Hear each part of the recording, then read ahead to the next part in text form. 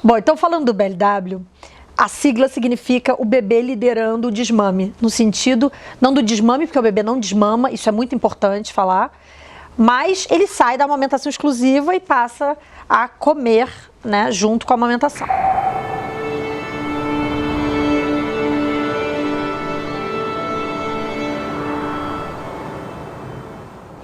E um grande medo das mulheres é muito isso também, né? Será que o meu bebê que está mamando vai parar de procurar o peito porque ele está comendo? Então, primeira coisa, já saiba que não, isso não vai acontecer, o bebê vai continuar mamando muito bem, obrigada.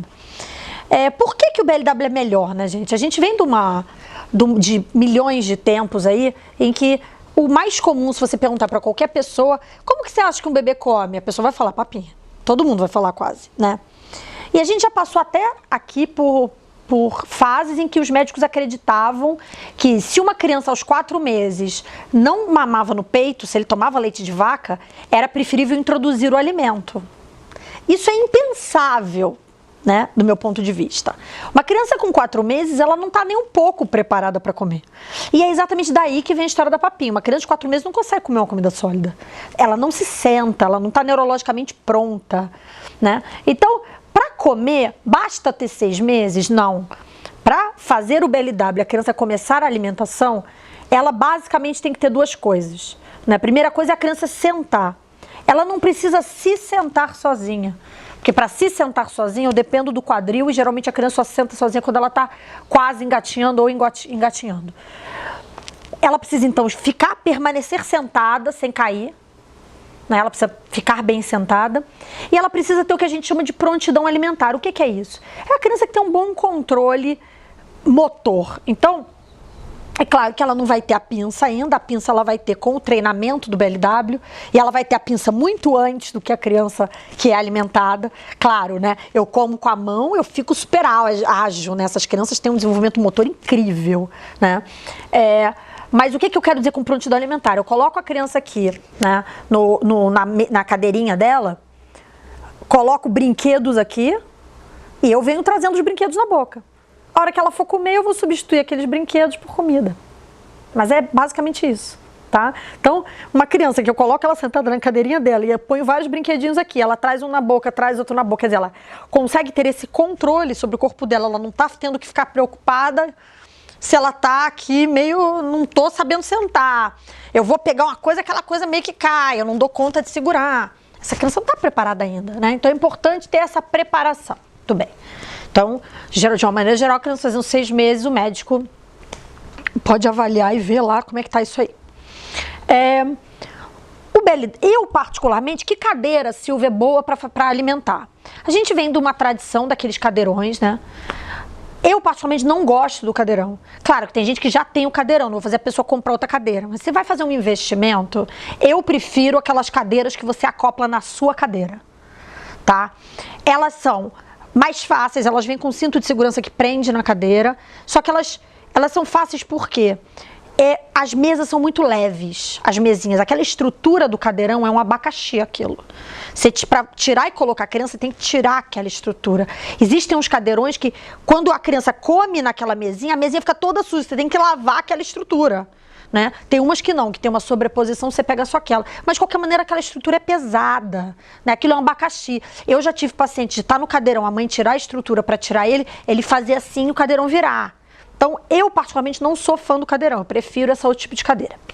Para o BLW, no início, a gente não usa prato. Você bota a comida no prato, a criança zune o prato, ela acha que o brincadeira é o prato. Então, a gente coloca o alimento em cima da bandeja, direto, da bandejinha da mesa da criança, da mesinha ali da criança, né? Como igualzinho se fosse um brinquedo. A comida, ela tem que estar sempre grande, de maneira que a criança consiga pegar. Então, a gente sempre diz coisas em forma de palito, de meia-lua. Então, a criança pegou aqui, tem um pedaço aqui para fora. Então, eu tô com uma cenoura aqui, tô aqui me matando aqui, a cenoura tá aqui. Com o tempo, a criança aprende a pegar a cenoura e trocar de mão. Então, eu já comi essa manga, sobrou a casca. Eu vou pegar aqui e rodar para comer a manga que estava dentro da minha mão. A criança só vai aprender isso se ela estiver fazendo assim. Se eu estiver dando na boca dela, ela não vai aprender. De uma maneira geral, a gente orienta a maior parte das coisas de uma maneira bem dura ainda, né? ao dente, vamos usar essa frase, que não esteja molenga. Por quê? Vou comer uma cenoura, a cenoura tá super mole, ela vai quebrar imediatamente na minha mão, eu vou amassar, não vou nem ver a cenoura, né? Então, de uma maneira que a criança consiga ficar chupando aquilo, roendo aquilo ali, né? Então, por exemplo, uma manga. Eu não vou dar uma manga, uma melancia super madura. A criança vai apertar a melancia, vai sair melancia por tudo que é lugar. Então, é comum a gente oferecer a melancia com a casca. É fácil para a criança apoiar. É fácil de eu segurar um melão, uma melancia com a casca aqui, ó, e conseguir comer, né? Uma coisa que nunca pode, porque é uma confusão que as pessoas fazem. Ah, eu acho que eu vou partir esse peixe aqui, ó, e vou colocar na boca dele, porque aí eu parto bem pequeno. Esse é o erro.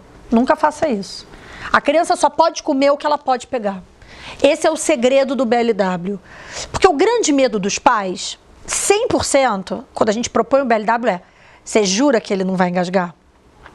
Então assim, se a criança está neurologicamente pronta, então ela se senta, então assim, eu juro, depois que a gente examina, seu filho não vai engasgar, ele está pronto para começar a comer.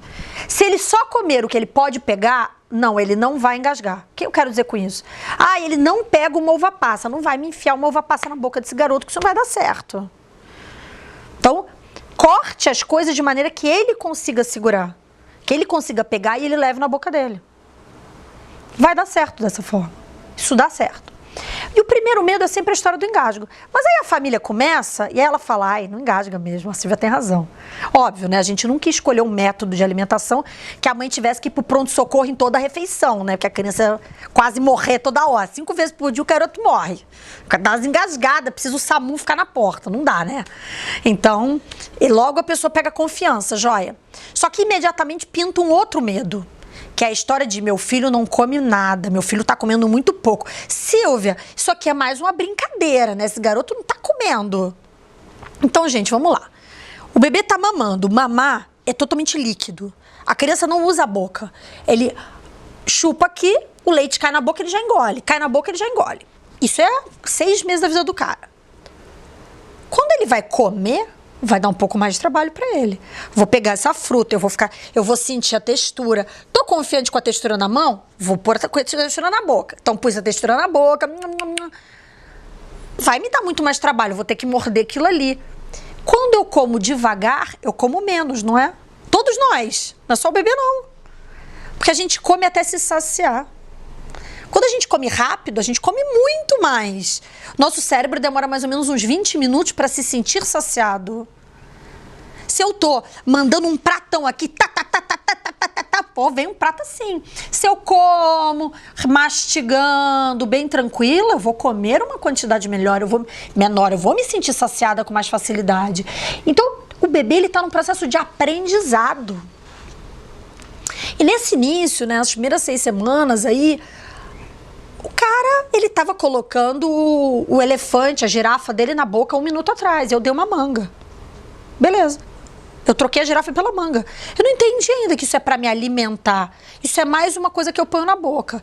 Tô adorando brincar de manga, porque o outro era plástico. Agora eu tô chupando a manga, tô achando ótimo. Então a criança tem uma facilidade de expandir o paladar. Se você variar o que você tá dando. Então a criança, ela vai... Então eles adoram nesse início uma ameixa, uma néspera, uma manga. Então se joga. Sempre de uma maneira cortado, uma fruta não muito mole e cortado de uma meia-lua, num palito, numa coisa que a criança consiga pegar.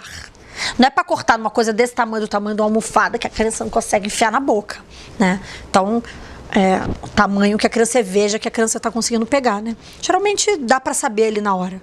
Eu acho que esses são os conceitos básicos, né? E entender que a criança precisa pegar o alimento sozinha, que a criança tem muito poucas restrições. É claro que isso a pessoa vai ser orientada, né, dependendo da idade, com as restrições. Mas hoje a gente sabe que antes a gente esperava para dar coisas que eram alergênicas, hoje já não se espera. Então isso mudou bastante com o passar do tempo. Então é bem importante essa introdução ampliar o paladar. Né? Ampliar bastante. Então a criança ir do amargo no azedo, o salgado, comer, né? Ah, pode usar tempero, porque também tem essa questão.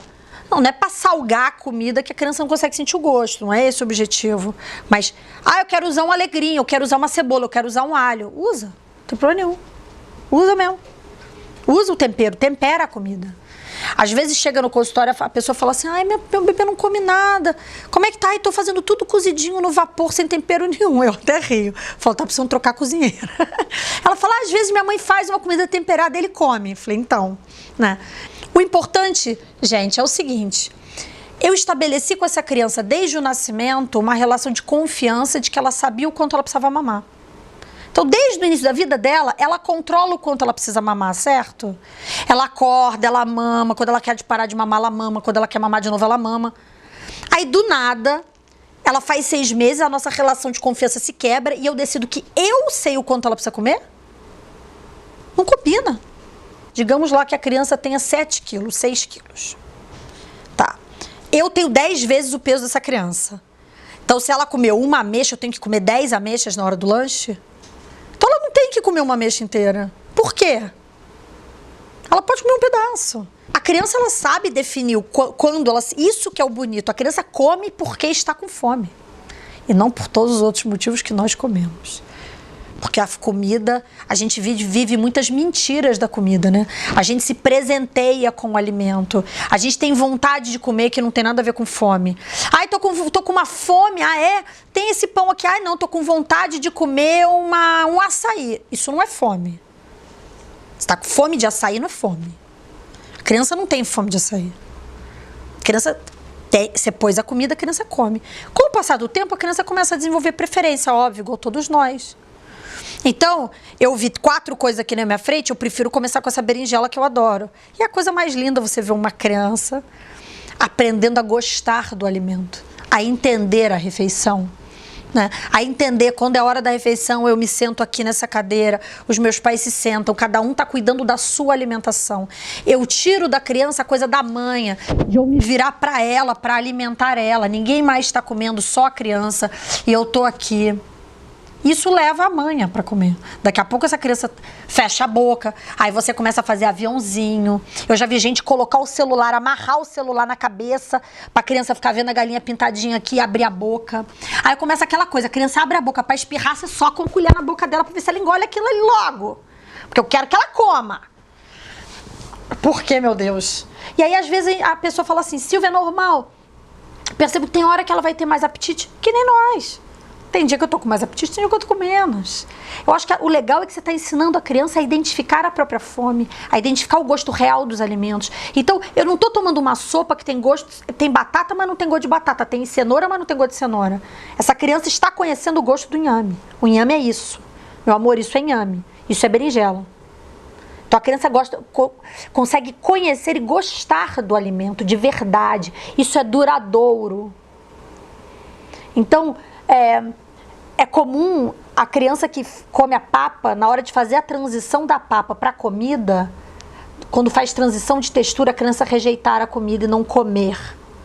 E não comer é uma coisa que desespera qualquer pai e mãe. A gente quer que o filho coma. Todo mundo quer que o filho coma.